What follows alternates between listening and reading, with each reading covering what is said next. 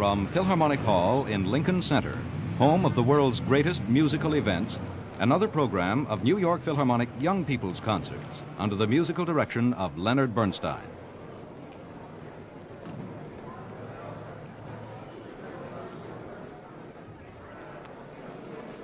This special program is being brought to you by Polaroid Corporation.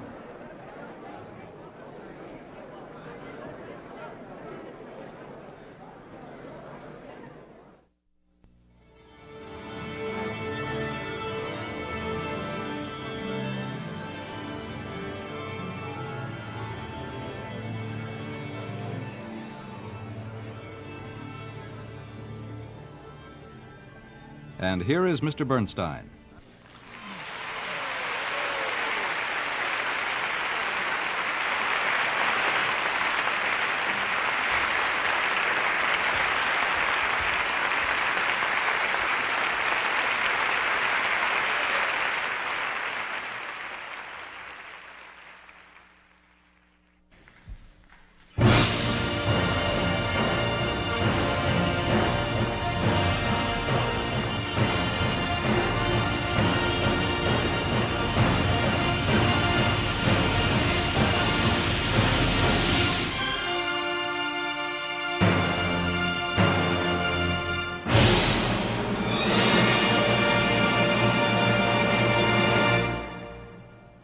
Now, there's a sound for you.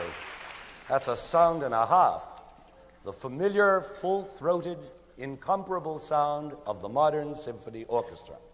It's probably the grandest sound on earth, at least among man-made noises, in all its variety and mixture and splendor. Now, how did this sound ever come to be?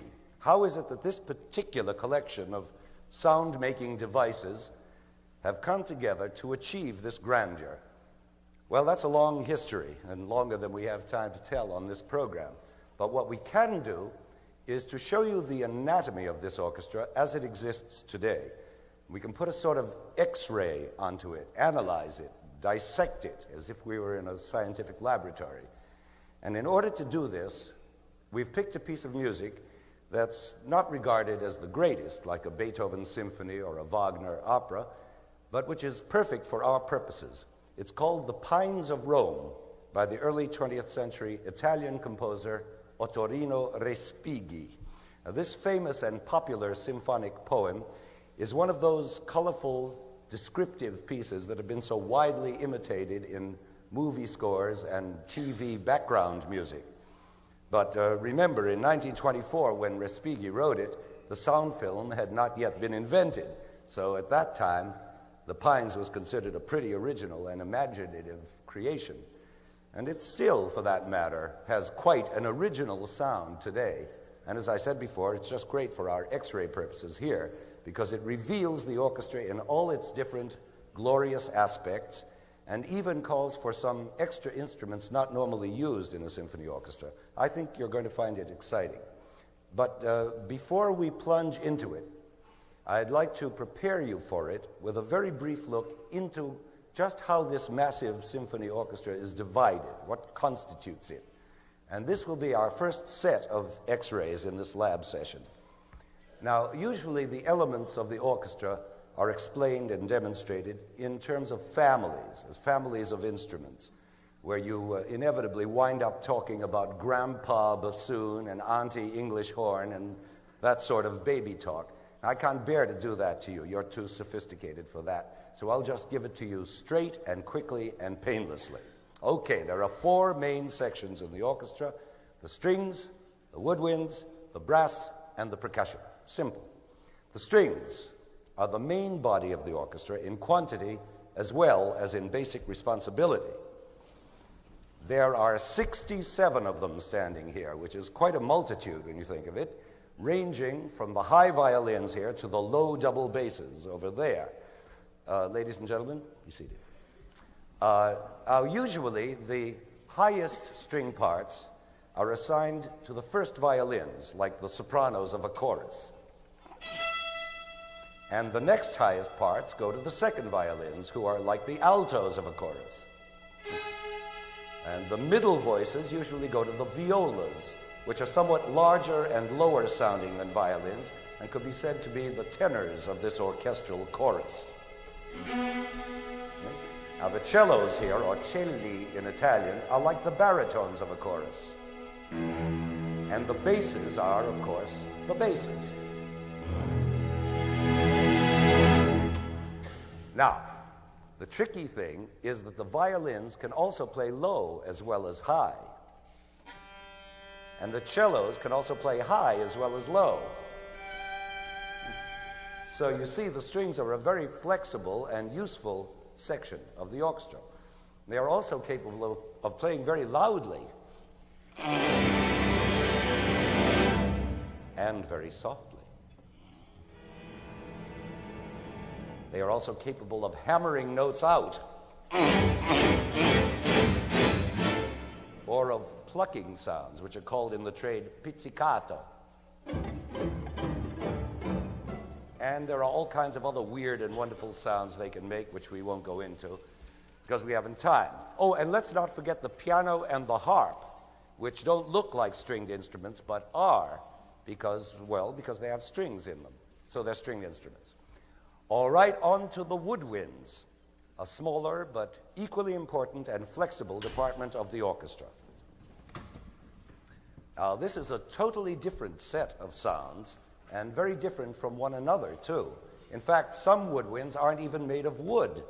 For instance, the flute, which is made of silver and is held laterally. Now, this is the soprano of the woodwind section, with a range going from her low C to an octave above her high C.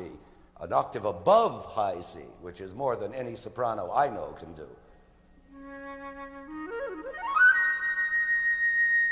Now comes the oboe, which is made of wood and held frontwards and played through a mouthpiece of carefully cut reed. 2 reeds, actually, stuck together, leaving a tiny air space for the breath to penetrate. It's one of the hardest instruments to play. Now, this oboe is also a soprano, as you can hear, with a wide range, starting with her or his low C and soaring up above high C.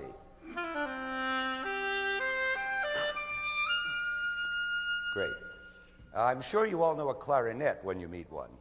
He's also made of wood, but with a single reed mouthpiece. And he's even rangier than the oboe. He can go lower and higher and faster and funnier. And finally, the bass of the woodwind section, the bassoon, again made of wood with a double reed mouthpiece like the oboe, but much longer and gloomier. Now, those are the 4 basic instruments of the woodwind section: flute, oboe, clarinet, and bassoon. But you should know that there are also smaller and larger versions of each one.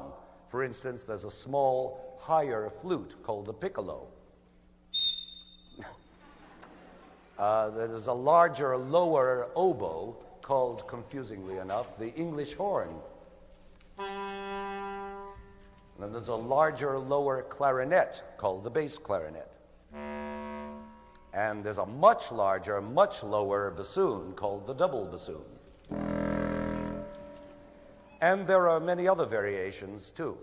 And all these wind instruments can also play loudly or softly, rhythmically or songfully, together as a choir or alone as soloists. And what soloists they are the most often called upon to be the solo stars of the orchestra. And now here are the big, beautiful brass. This is the big sound of the orchestra, almost always called in at the climaxes. Terrific. But they are also capable of mellow songfulness and of quiet chorale playing and of gentle solo playing. Again, there are high ones and low ones. The highs are the trumpets, and the lows, of course, are the trombones. And, of course, the lowest of all, the bass tuba.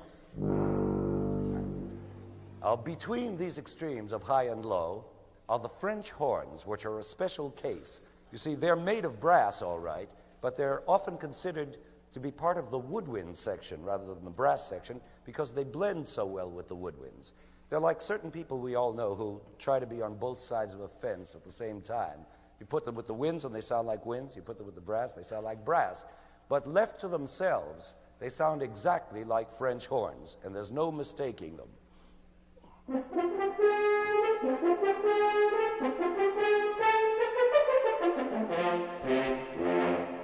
Terrific.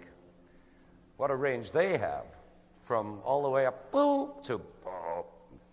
And finally, there is what is sometimes called the kitchen of the orchestra, the percussion section. This is usually thought of as the noise department, but these instruments can also play delicately, beautifully, and with great artistry. They are headed by the timpani, or kettle drums. And they include a whole raft of noisemakers. Now, I don't mean only that they're loud, but that they make noises rather than specific notes. In other words, they are instruments without pitch. You can't play a tune on them. For instance, the triangle, the snare drum, the tenor drum, the bass drum, the wood blocks, the temple blocks, the cymbals, the gongs, and a whole variety of other objects which are scraped, rubbed, cranked, slapped, rattled, clicked, and otherwise maltreated. But let's not forget that there are some percussion instruments which are pitched, like the timpani, and which can play tunes very well. For instance, the xylophone, and the glockenspiel, and the chimes, and lots of others. Well, there you have it, the bare bones of the orchestra. And for the next half hour, we're going to see by dissection and X-ray just how all these wildly different instruments of wood, silver, brass, catgut, horsehair, calf skin, copper, steel, and nylon all manage to produce the glorious sound of Respighi's widescreen, glowing Technicolor, epic spectacular, The Pines of Rome.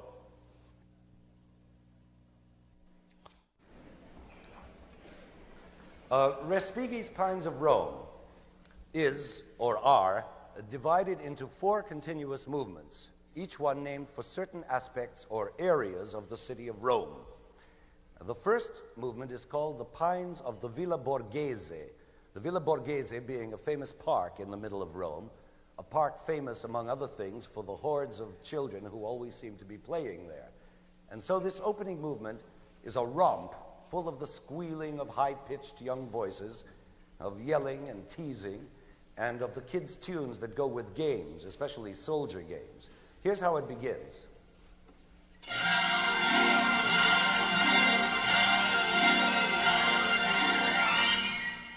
Now, let's put our X-ray eye on that dizzying sound and see just what makes it. First of all, there's that squealing made by trills in the strings and the oboes. Okay, got that. Now there's the suggestion of rushing around made by racing figurations in the flutes and clarinets, the piano and harp, and the pitched percussion instruments.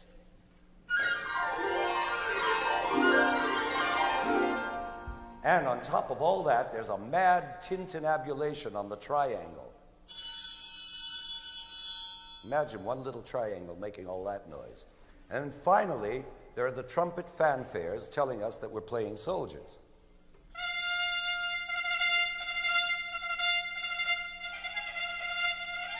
Now you put all that together and you have this brilliant opening of the Pines of Rome.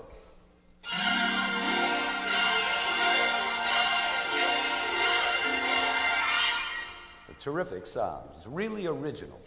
Now, against this shrill background erupts a lusty folk tune, or rather a game tune, sort of the Italian equivalent of The Farmer in the Dell, which is played by a very special combo of instruments from different sections of the orchestra, mainly the cellos, the English horn and the bassoon playing way up high. It's a low instrument playing high, and a French horn playing the main notes of the tune. only, not the whole tune, but the main notes and accenting them. Now, this method of combining unrelated instruments together is called doubling, which means simply what it says, coupling different instruments on the same tune. Here's the way it sounds, with all the combo together.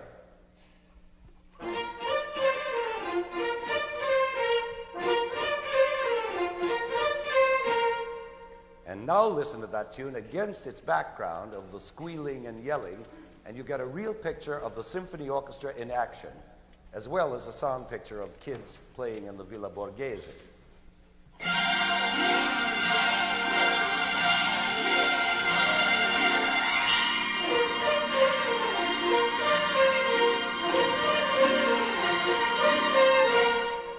It's a marvelous sound, isn't it? So vivid and bright. Well, now all this dissection we've been doing up to now has taken care of exactly 13 seconds of music. So you can see that if we went on x-raying every bar of the piece at this rate, we'd finish our anatomy lesson next Purim. So we're going to have to skip. All right? We skip to another spot in this first movement, again featuring trumpets being soldierly.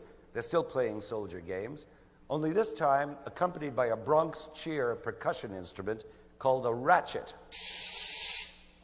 You see, the game's getting rough. In fact, the fanfares are rudely interrupted at this point by violent jabs, as if the kids in the park are taking pokes at each other.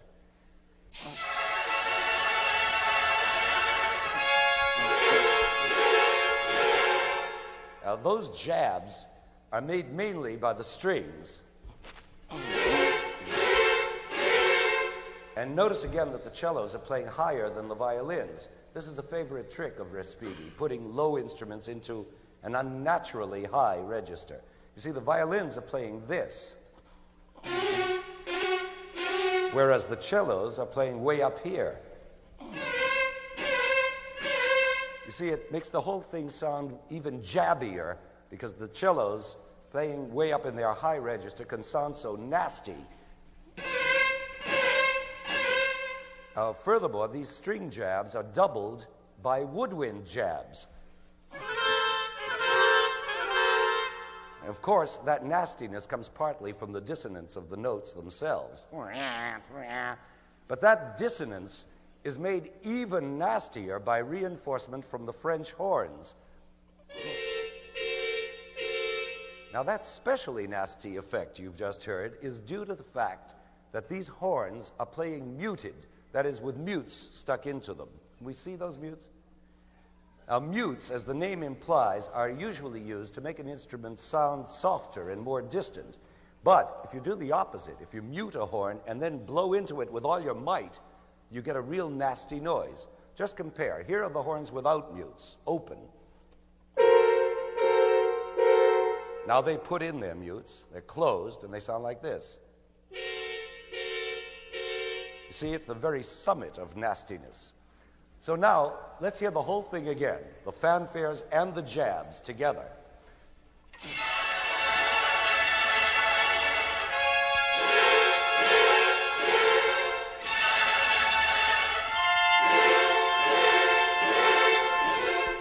X-ray completed. Well, that should be enough with the kiddies in the park, don't you think? On now to the second movement, which is called Pines Near a Catacomb. You all know what's a catacomb? Well, it's an underground cemetery, and Rome is full of them, mostly housing the remains of countless Christian martyrs of early Roman times.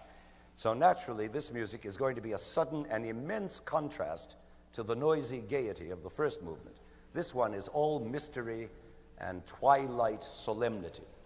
And in it, Respighi uses the orchestra in a most imaginative way to depict the evening shadows, a deep tolling church bell, and constant religious chanting going on. And one of his most effective devices is a backstage trumpet solo, suggesting as if from far off a hymn sung by the pure high voices of young boys. And the spooky atmosphere surrounding this is meanwhile sustained by high muted strings. It sounds like this.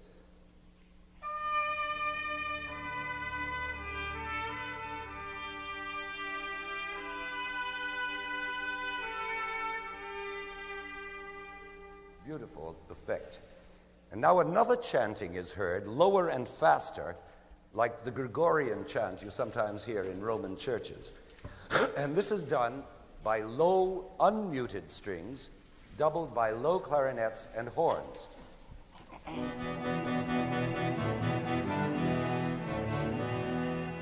And from here on, Respighi uses this insistent, haunting figure to build up a big crescendo, finally arriving at an enormous climax, on which we'll now focus our X-ray machine. Look, the fast chant we just heard, this figure, is now in the high strings, along with winds and horns.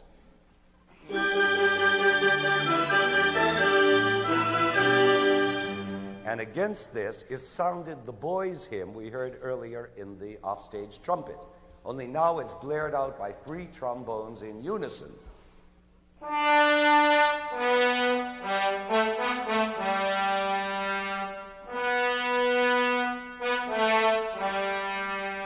And under all this going together marches a bell-like bass line played by the cello and basses and the double bassoon.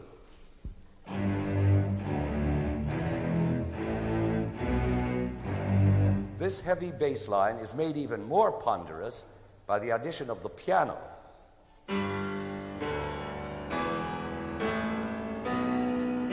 And especially by a really unusual instrument, which is the great organ. Here, of course, using only the pedals with his feet to produce those low, booming tones.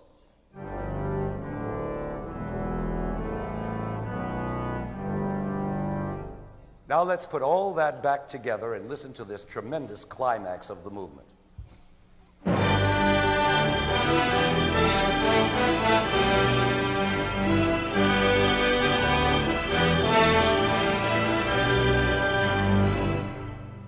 What a sound, huh?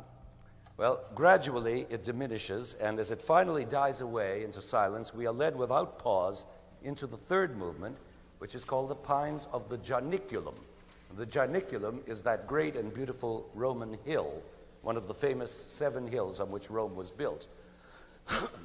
Now, this is now a pure atmosphere piece, suggesting the pines standing in bright moonlight like weird, surrealistic sculptures.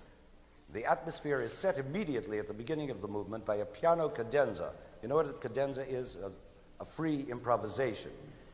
This is a pearly, romantic cadenza over a texture of muted strings.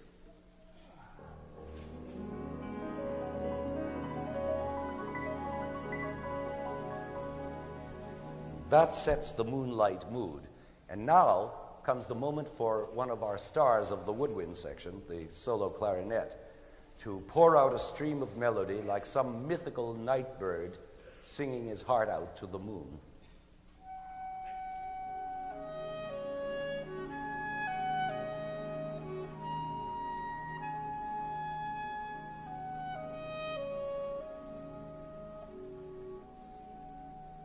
Gorgeous, isn't it?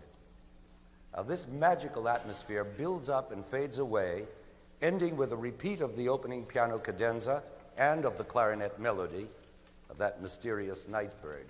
Only this time, are you ready for this? As the clarinet fades away, its last note is taken over by perhaps the most unusual instrument ever to be used in a symphony orchestra, a phonograph. Actually, a phonograph record of a real nightingale really singing in real Rome.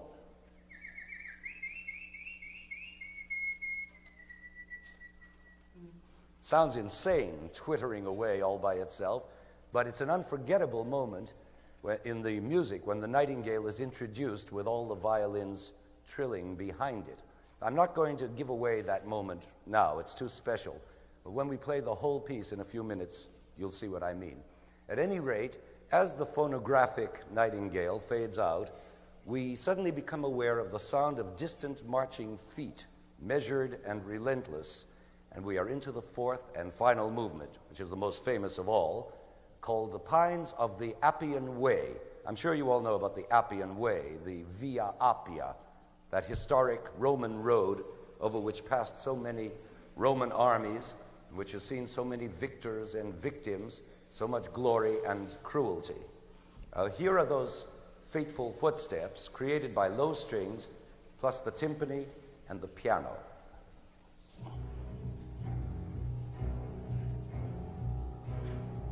Now, these instruments, once they've begun, never stop their ominous tread right up to the end of the piece. It is the build-up of all time, something like Ravel's Bolero. As more and more sound is added, as the armies swell to gigantic hordes, and the sun comes up in all its glory.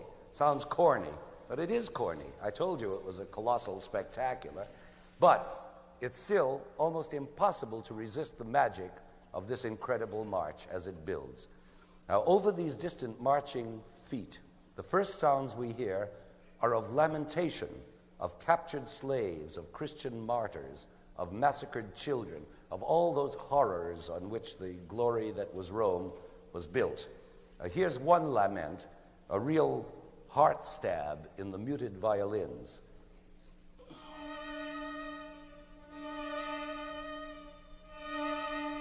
And here are more victims from the East with an Oriental lament on the English horn. I don't know why, but all Oriental laments seem to be on the English horn.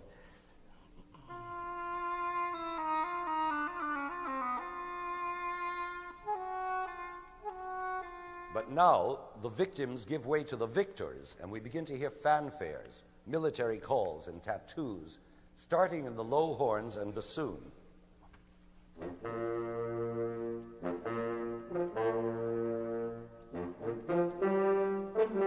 And suddenly, from another direction, from another army, comes another fanfare played by offstage brass instruments.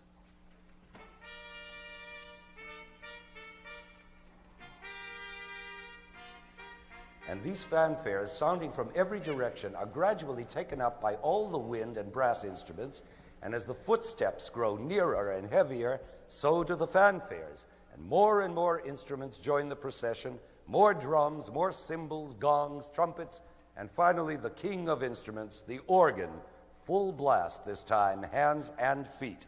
And the effect is tremendous.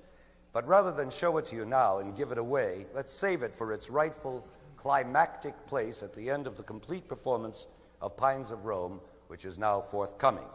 But I only want to remind you that we start in the park of the Villa Borghese with the squalling children, then abruptly into the shadows of the catacombs.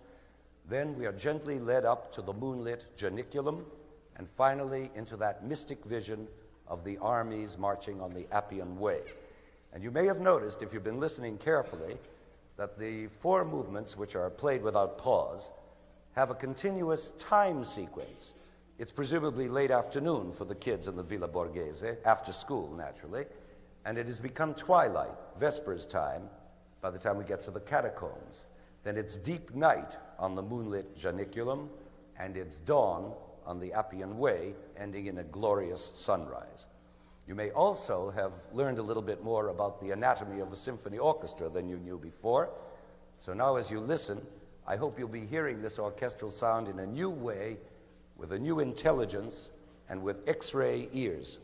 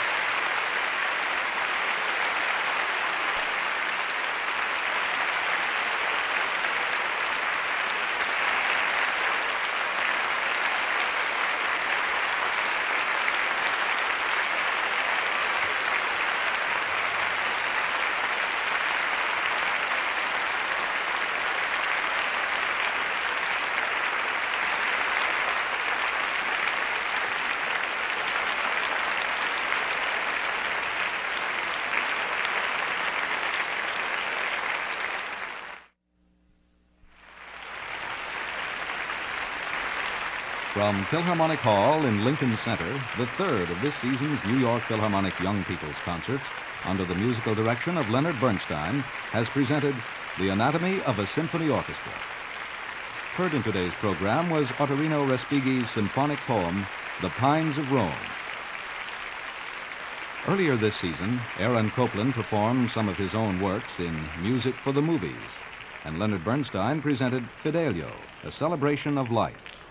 The next New York Philharmonic Young People's Concert will be seen on Sunday, September 20th, with Peter Ustinov as host.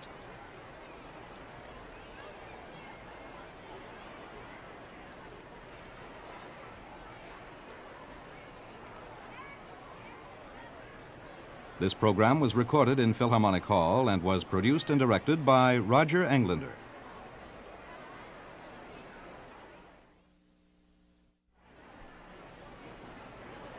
This special program has been brought to you by Polaroid Corporation.